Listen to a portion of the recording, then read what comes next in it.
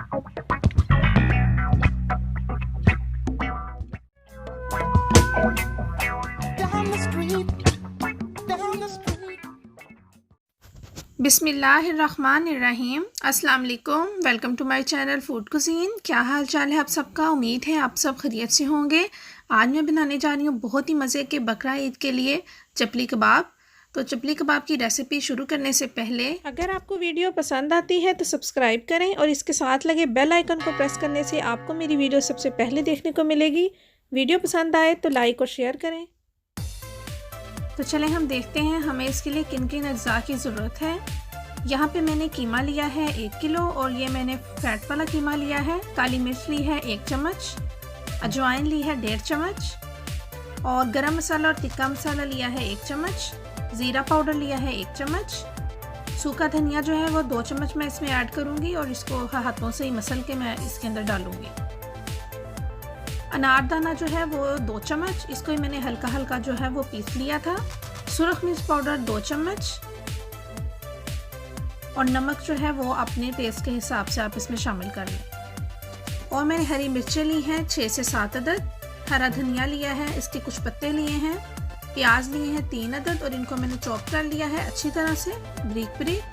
अंडे 2 अदद, टमाटर 2 अदद,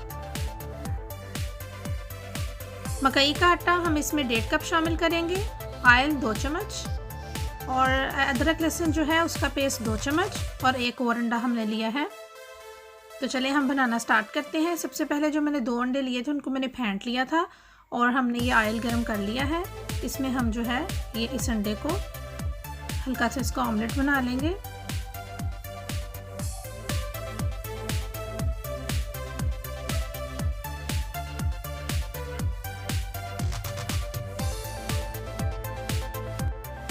ऑमलेट हमारा रेडी हो गया है। आप चलते हैं अपने नेक्स्ट स्टेप की तरफ।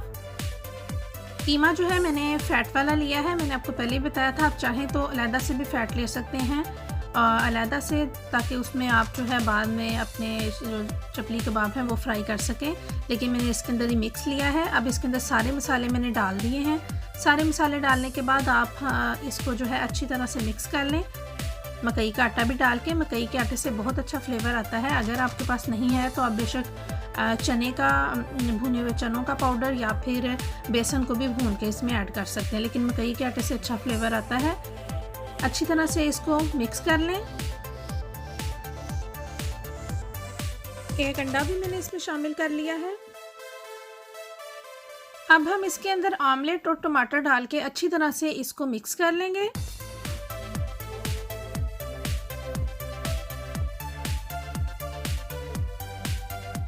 मिक्सचर रेडी है। आप इसको 30 मिनट के लिए फ्रिज में रख दें। उसके बाद हम इसके कबाब बनाएंगे। अब हम कबाब बना लेंगे। मैंने मीडियम साइज़ के बनाए हैं। आपको जिस तरह के भी पसंद हो आप उस हिसाब से जो है कबाब बना लें। बाज़ लोग बड़े साइज़ में बनाते हैं और बाज़ लोग छोटे साइज़ में। इस तरह से हम सारे कबाब बना के रख लेंगे। कबाब मैंने बना लिए हैं तो अब हम इसको जो है वो फ्राई करते हैं। मैं ज़्यादा ऑयल यूज़ नहीं करूँगी, मैंने हल्का सा ऑयल ही लिया है 2 चम्मच। ऑयल जब हमारा गर्म हो जाए तो हम इसके अंदर अपने कबाब डाल के तो उनको फ्राई कर लेंगे। आपने जो फ्लेम है वो लो ही रखनी है, हाई फ्लेम नहीं करनी है। लो फ्लेम पे हम इनको कबाबों को फ्राई कर लेंगे दोनों साइडों से।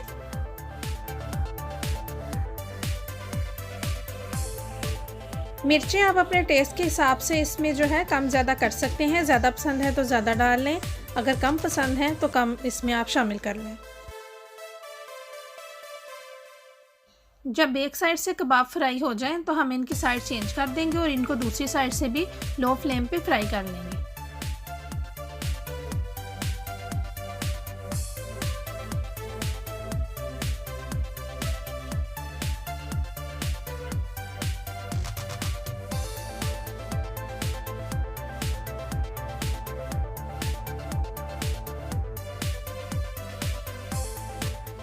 बहुत ही मज़े के कबाब हमारे रेडी हैं। अब हम इनको डिश आउट करते हैं और बाकी भी हम इसी तरीके से जो है कबाब फ्राई कर लेंगे।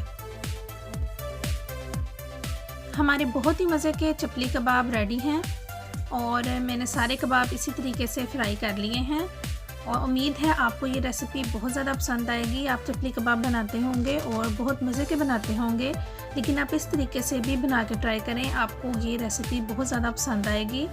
और आप इसको नान के साथ खाएं या चपाती के साथ खाएं या वैसे खाएं, आपको बहुत ज़्यादा मज़ा आएगा। हमारी वीडियो देखने का बहुत बहुत शुक्रिया। अपनी दुआओं में याद रखें। अल्लाह हाफ़िज़।